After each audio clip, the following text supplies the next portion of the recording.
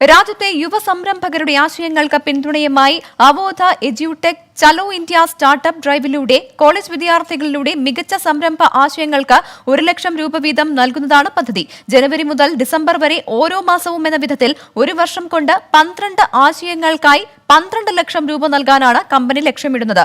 വിദ്യാർത്ഥികൾക്ക് ആവശ്യമായ മാനവ വിഭവശേഷി ഉൾപ്പെടെയുള്ള പിന്തുണയും അവോധ നൽകും.